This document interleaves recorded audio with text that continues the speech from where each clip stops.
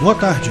Nesse segmento do Visão Libertária, vamos ao artigo sugerido e escrito por Rodolfo Andrello e narrado por Peter Turguniev. PISA expõe abismo entre rede pública e particular no Brasil. O PISA é um indicador mundial de qualidade da educação, no qual participam vários países. PISA é a sigla para Program for International Student Assessment, ou Programa para Avaliação Internacional de Estudantes. Trata-se de uma pesquisa estatística feita por órgãos internacionais que permite comparar a qualidade da educação de diferentes países conforme uma série de indicadores. É feito periodicamente sem um prazo definido e o resultado publicado agora, em 2019, refere-se a dados coletados desde o ano passado. O anterior a esse foi publicado em 2015. Lógico, esses indicadores são calculados por governos e consolidados por órgãos internacionais compostos por governos também, e como todo indicador criado dessa forma mafiosa, deve-se tomar cuidado.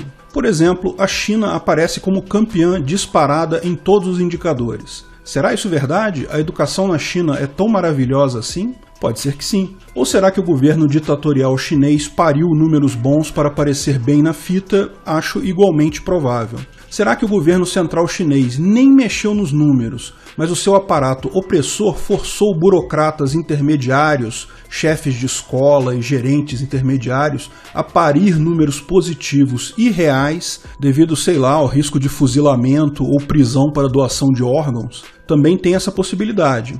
Seria o meu chute nesse caso. Jamais saberemos a verdade porque jamais saberemos o grau de interferência que governos têm nesses números. Fora do sistema de preços, tudo vai depender da boa vontade de mafiosos. No Brasil, como era de se esperar, fica lá na rabeira na lista. Dependendo do indicador, estamos entre a posição 57 e a 70 numa lista de 79 países que participaram. Mas para surpresa de Zero ANCAPs, a nota de escolas particulares do Brasil colocaria o país na 5ª posição do ranking mundial de leitura do PISA, ao lado da Estônia, que tem o melhor desempenho da Europa, ou seja, a nossa educação particular está em ótimo nível, até quando comparado com países europeus. Em contrapartida, os números revelam que o resultado isolado das escolas públicas brasileiras estaria 60 posições abaixo, na 75ª posição entre 79 países, quase no fim da lista, ainda pior que a posição média geral nesse indicador, que é a 57ª posição. Os números do PISA começaram a causar furor assim que foram divulgados. Como de costume, todos os grupos políticos vieram a público brandindo os resultados das provas para provar que a culpa era do Bulbasauro, era do Paulo Freire, era do Weintraub, do Olavo de Carvalho, até do Super Mario. Quer dizer, não necessariamente tem alguém culpando o encanador italiano virtual, mas não seria surpresa se aparecer alguém. Alguns dos argumentos políticos, no entanto, são obviamente mais absurdos que a média. Dizer que o governo golpista de Bulbasauro é culpado é certamente uma falácia que não pega ninguém desprevenido, visto que os números referem-se a dados do ano passado, antes, portanto, de que Bulbasauro pudesse fazer qualquer coisa. Mas uma coisa o PT realmente pode afirmar sem medo de estar errado: durante a administração socialista, os petistas gastaram com educação. Veja o que diz uma das muitas publicações na internet que exaltam essa como uma das qualidades dos governos de Lula e Dilma. Nos últimos 12 anos, o Brasil viu investimentos em educação mais do que duplicarem. Em 2002, o orçamento do setor era de 18 bilhões. Em 2014, chegou a 115,7 bilhões, um crescimento real de 218%. Bom, eu particularmente acho essa frase mais um reflexo da má qualidade do ensino de matemática entre jornalistas, porque de 18 bilhões para 115,7 bilhões, o aumento é de 542% a mais, ou seja, sextuplicou o investimento.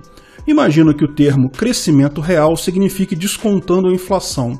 Não vou fazer a conta, mas mesmo supondo isso, um crescimento de 218% significa triplicar o valor e não duplicar. Um crescimento de 100% já é duplicar. Crescimento de 200% é triplicar. Ok, podem alegar que eles disseram que mais do que duplicaram, e sim, triplicar é mais do que duplicar, mas enfim, como diria o Sr. Bovino Gadoso, até os discípulos de Mises confessam que a educação teve mais investimentos petistas. Volta Lula, mu.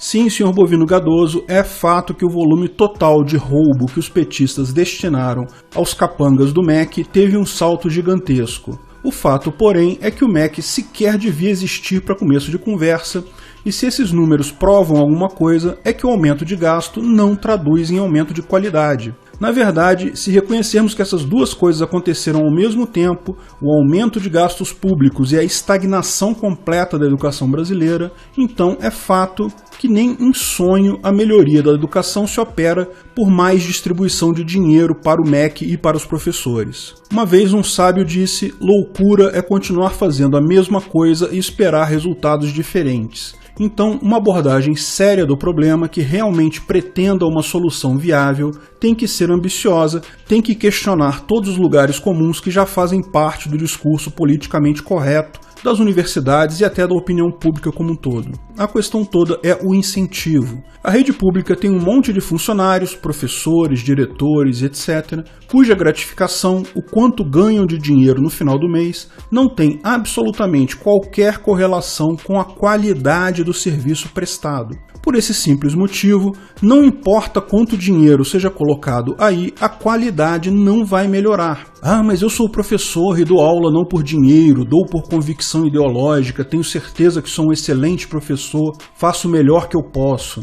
Olha, eu não estou dizendo que absolutamente todos os professores da rede pública e todas as escolas, etc., são ruins. Eu reconheço que tem professores que dão o melhor de si, independente do dinheiro, mas o fato é que a ausência do incentivo direto vai garantir que, na média, no grosso da população de professores e diretores de escola, isso vai acontecer. Professores simplesmente vão se acomodar, ganhar o seu salário no final do mês e fazer muito pouco para melhorar a qualidade do serviço que prestam. Seres humanos reagem a incentivos. Por que as escolas particulares são melhores que as públicas? Porque elas têm incentivos claros para prover uma boa educação. Uma escola que forme alunos sem bom conhecimento, sem boa capacidade, está fadada a não atrair muitos alunos. Escolas com melhores resultados acabam sendo disputadas e os pais se desdobram para pagar o valor caro dessas escolas. No final, esse incentivo chega aos professores, porque um professor que não ensina direito prejudica a escola como um todo. Todo sistema tem incentivo para melhorar sempre. Quanto melhor educa, mais dinheiro ganha com isso, e isso garante que, na média, todos os professores terão uma melhor disposição, buscarão melhores resultados. Também entra nessa vantagem, claro, o fato de que alunos da rede privada estão sempre bem alimentados e vêm de famílias mais estruturadas financeiramente. Certamente isso é um fator, mas é um fato que, mesmo em escolas que ficam nos mesmos bairros, ou seja, atendem via de regra as pessoas do mesmo nível econômico médio, escolas particulares têm resultados muito melhores que as públicas. Ou seja, esse fator existe, mas não é tão significativo. E isso leva a um efeito ainda mais danoso da política de ensino público, a inexistência de escolas particulares baratas. Veja, como existe a escola pública, cujo custo já foi confiscado da população via impostos, uma escola barata que apresente um resultado só um pouquinho melhor que a pública acaba não tendo chances no mercado, porque estaria competindo contra um custo adicional zero. Apenas escolas que oferecem uma estrutura muito melhor, absurdamente melhor e, portanto, cobram um valor muito mais caro também, acabam tendo sentido econômico. É isso que vemos hoje. Tipicamente no Brasil, você tem escolas públicas com custo adicional zero. Lembre-se que não são gratuitas, o custo delas já foi roubado de você via impostos, e as escolas particulares caríssimas. Essa visão deixa claro o porquê desse resultado do PISA. Porque jogar mais dinheiro na educação pública não vai melhorar nada. A solução mais ambiciosa de todas seria naturalmente o homeschooling, o governo simplesmente saindo deste mercado. E essa é também uma das que mais desperta ódio por parte dos socialistas, que, como sempre, querem a todo custo manter o monopólio do adestramento do gado. Mas não podemos nos esquecer, obviamente, dos excelentes resultados alcançados pelas instituições privadas brasileiras. Em que pesem as intromissões governistas, essas instituições têm se mostrado surpreendentemente eficientes na qualidade dos produtos e serviços que ofertam. E isso não é outra coisa senão a lei natural dos mercados posta em prática. Do ponto de vista libertário, é evidente que não faria sentido sequer existirem escolas públicas, elas têm um custo enorme e, como não estão no mercado, geram produtos ruins, geram resultados ruins. Mas, mesmo dentro do paradigma liberal, existem soluções estatais razoáveis para isso. O sistema de voucher escolar proposto pelo Friedman, por exemplo, é uma excelente saída. O que precisa acabar é essa ideia de que educação é um direito.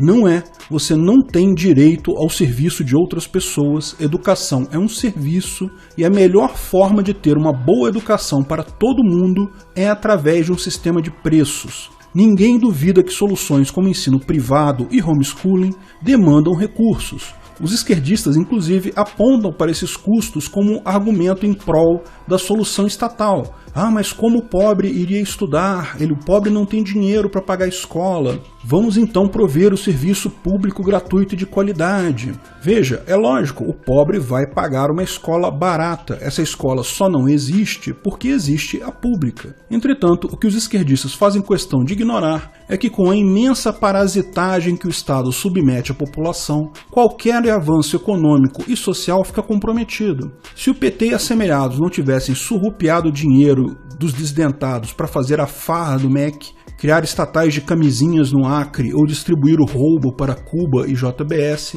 então haveriam muito mais recursos disponíveis para o investimento privado das famílias. Mesmo os pobres poderiam pagar uma escola mais barata, mas poderiam. O Brasil apresenta as maiores cargas tributárias do mundo em serviços como telefonia móvel, banda larga fixa, de acordo com o benchmarking até da própria Anatel. O interessante é que justamente a internet é quem poderia prover os melhores conteúdos pedagógicos. Faça uma experiência.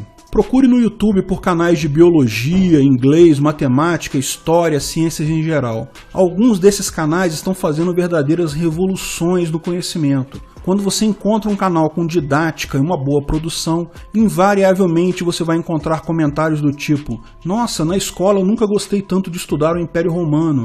Ou então, "Você foi o primeiro que conseguiu me fazer entender o gato de Schrödinger." Não fossem essas regulamentações e impostos soviéticos, as possibilidades de investimento em educação de verdade seriam enormes. Isso fica ainda mais evidente quando comparamos algumas das melhores posições do PISA, ocupadas com países com bem menos Estado, como a própria Estônia, com a posição de países com Estado onipotente, como o próprio Brasil e a Venezuela. Além de todas as razões econômicas e praxeológicas que depõem em desfavor do Estado, o modelo brasileiro é particularmente maligno. Por essas bandas recebem investimentos e bolsas de governo estudos de ressentimento, uma aberração pós-moderna que tenta dar uma roupagem acadêmica ao mimimi esquerdista, o que implica em mestrado sobre a estética do funk carioca, Mr. Catra, pesquisas antropológicas sobre suruba em banheiros públicos e mais uma infindável lista de temas que atiçam apenas a libido de socialistas do Leblon. Enquanto isso, é claro, a Suíça tem o maior acelerador de partículas do mundo. Que se opte por homeschooling ou escolas privadas. O fato é que a educação brasileira precisa de uma educação verdadeiramente antifascista. Portanto, a meta para a educação nacional tem que ser nada no Estado, tudo contra o Estado, tudo fora do Estado.